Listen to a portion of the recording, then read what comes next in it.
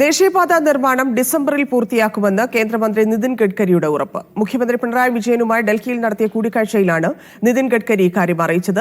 Kooriyad road തകർന്നതിൽ നടപടികൾ തുടരുകയാണെന്നും കേന്ദ്രമന്ത്രി അറിയിച്ചു. കടമെടുപ്പ് പരിധിയിൽ ഇളവിനായി ഗഡ്കരി ഇടപെടൽ മുഖ്യമന്ത്രി ആവശ്യപ്പെട്ടു. വിവരങ്ങളുമായി ഡി ധനസുമോദ് ചേരുന്നു. ധനസുമോദ്, ഈ ടേം അവസാനിക്കുന്നതിന് മുമ്പ് തന്നെ പൂർത്തിയാക്കും എന്നുള്ള ഉറപ്പാണോ സംസ്ഥാനത്തിന് കേന്ദ്രം നൽകിയിരിക്കുന്നത്?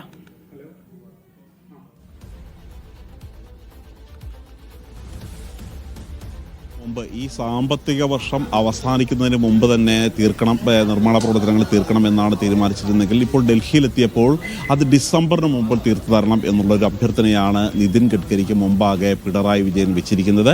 മുഖ്യമന്ത്രി ചൂണ്ടിക്കാട്ടിയ പ്രധാന കാര്യങ്ങളിൽ മറ്റൊരു പ്രധാനപ്പെട്ട വിഷയം കടമെടുപ്പ് പരിധിയിൽ ഇളവ് നൽകുന്നതിന് വേണ്ടി നിതിൻ ഗഡ്കരിയുടെ ഒരു സ്വാധീനം ഉപയോഗിക്കണം, അദ്ദേഹം ഇതിനു വേണ്ടി ഇടപെടണം എന്നുള്ളൊരു കാര്യം തന്നെയാണ് പറഞ്ഞിരിക്കുന്നത്. കാര്യം ഈ ഭൂമി ഏറ്റെടുത്ത് നൽകി മറ്റു സംസ്ഥാനങ്ങളിൽ ഇല്ലാത്ത തരത്തിലുള്ള ഒരു തുകയാണ് കേരളത്തിൽ ചിലവഴിക്കേണ്ടി വരുന്നത്. കാര്യം പലപ്പോഴും ഭൂമി ഏറ്റെടുക്കുമ്പോൾ നിർമ്മാണ തുകയുടെ പ്രാരംഭഘട്ടത്തിന് 40% രൂപ തന്നെ ഈ ഭൂമി ഏറ്റെടുക്കാൻ വേണ്ടി ചിലവഴിച്ചിട്ടുണ്ട്. ഇത് പലതും കടം വാങ്ങി ചിലവഴിച്ച ആണ് ഈ ഭൂമി ഏറ്റെടുത്ത് ഭൂമിയുടെ ഉടമസ്ഥർക്ക് നൽകിയിരിക്കുന്നത്. അതുകൊണ്ട് സ്വാഭാവികമായും ഈ കടമെടുപ്പ് പരിധി ഇനി വർദ്ധിപ്പിച്ചില്ലെങ്കിൽ സംസ്ഥാനത്തിൻ്റെ മറ്റു പ്രവർത്തനങ്ങളെ ഇത് ബാധിക്കുകയും അതെല്ലാം താളം തെറ്റുകയും ചെയ്യും. അതുകൊണ്ട് സ്വാഭാവികമായും ധനകാര്യ മന്ത്രാലയമാണ്, കേന്ദ്ര ധനകാര്യ മന്ത്രാലയം തന്നെയാണ് ഇക്കാര്യത്തിൽ തീരുമാനമെടുക്കേണ്ടത്. പക്ഷേ അതിൽ നിന്ന് ഒരു പിന്തുണ ഉപരിതല ഗതാഗത മന്ത്രാലയത്തിൽ നിന്നുണ്ടാവണം. നിതിൻ ഗഡ്കരി വ്യക്തിപരമായി തന്നെ ആ തരത്തിലുള്ള ഒരു സപ്പോർട്ട് കേരളത്തിന് നൽകണം എന്നുള്ളൊരു കാര്യമാണ് പറഞ്ഞത്.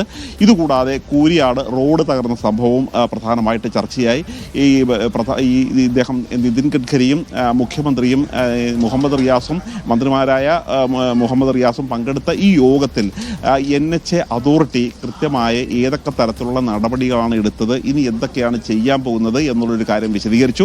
കേവലം ഒന്നോ രണ്ടോ പലതരത്തിലുള്ള ഒരു നടപടികൾ ആണ് ഇതിനകത്ത് വരുന്നത്. അല്ലാതെ കേവലം ഒരു കണ്ണിൽ പൊടിയിടുന്ന നടപടി മാത്രമല്ല ഉണ്ടാകുന്നത്.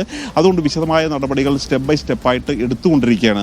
അതുകൊണ്ട് പക്ഷേ ഒരു കാരണവശാലും ആ നടപടിയുടെ പേരിൽ കാലതാമസം വരുത്താൻ സാധ്യമല്ല. മാത്രമല്ല ഇനി ഈ നിർമ്മാണം തകർന്ന സ്ഥലത്ത് ആ പ്രദേശത്ത് ഒരു പുതിയ ടെൻഡർ വിളിച്ച് നിർമ്മാണം മുന്നോട്ട് കൊണ്ടുപോകാൻ വളരെയധികം കാലതാമസം വീണ്ടും വരും. മാത്രമല്ല ഇത് ഏതെങ്കിലും തുകയ്ക്ക് ആരും ചിലപ്പോൾ ഏറ്റെടുക്കാൻ ആകുകയുമില്ല. അങ്ങനെയാണെങ്കിൽ ഇതൊരു ഈ കമ്പനിയുടെ ഈ വിവാദമായ നിർമ്മാണ കമ്പനിയുടെ തന്നെ അനുമതിയോടുകൂടി തന്നെ മറ്റൊരു കമ്പനിയെ ഇത് ഏറ്റെടുത്ത് ഇത് നിർമ്മാണം പൂർത്തിയാക്കണം. എങ്കിൽ മാത്രമാണ് ഈ ഡിസംബറിന് മുമ്പ് ഈ നിർമ്മാണ പ്രവൃത്തികൾ പൂർത്തിയാക്കാൻ കഴിയുന്നത്. ഇങ്ങനെയുള്ള കാര്യങ്ങളാണ് വിശദമായ ഒരു ചർച്ചയാണ് നടന്നത്. 1 മണിക്കൂറോളമാണ് ഇക്കാര്യത്തിൽ ചർച്ച നടത്തിയത്. വിശദമായ എന്തൊക്കെ കാര്യങ്ങളാണ് ചർച്ചയാകുന്നത്, കേരളത്തിന് ഏതൊക്കെ തരത്തിലുള്ള ഒരു പോസിറ്റീവ് സമീപനമാണ് നിതിൻ ഗഡ്കരിയുടെ ഭാഗത്തു നിന്നുണ്ടായത് എന്നുള്ളൊരു കാര്യം വിശദീകരിക്കും. 4:30-ക്കാണ് PWD മന്ത്രി മുഹമ്മദ് റിയാസ് വാർത്താ സമ്മേളനം വിളിച്ചു ചേർത്തിരിക്കുന്നത്.